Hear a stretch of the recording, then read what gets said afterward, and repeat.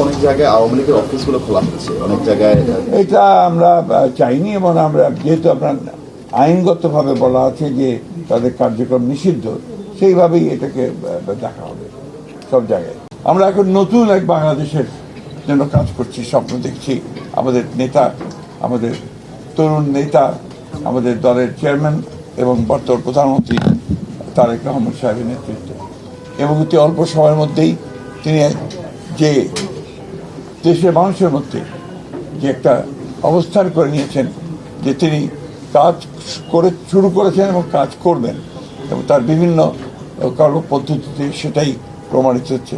আমরা বিশ্বাস করি, আশা করি যে বাংলাদেশ জাতীয়তাবাদী দল তার নেতৃত্বে আরও শক্তিশালী হয়ে উঠবে এবং এই সরকার, যে সরকার গঠন করা হয়েছে তার নেতৃত্বে, সেই সরকার সফল হবে বাংলাদেশকে তার ইচ্ছিত লক্ষ্যে নিয়ে যেতে এবং সত্যিকার অর্থেই একটা সুখী সমৃদ্ধ বাংলাদেশ গড়ে তুলবে, যা আমাদের প্রতিষ্ঠাতা শহীদ প্রেসিডেন্ট জিয়া রহমানের আমাদের লক্ষ্য ছিল।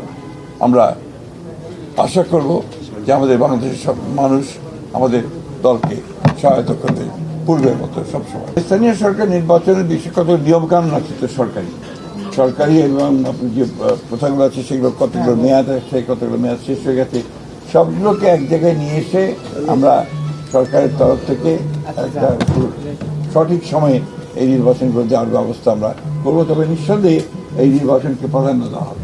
অনেক জায়গায় আওয়ামী লীগের অফিসগুলো খোলা হচ্ছে, অনেক জায়গায় এটা আমরা চাইনি এবং আমরা যেহেতু আপনার আইনগতভাবে বলা আছে যে তাদের কার্যক্রম নিষিদ্ধ, সেইভাবেই এটাকে দেখা হবে সব জায়গায়।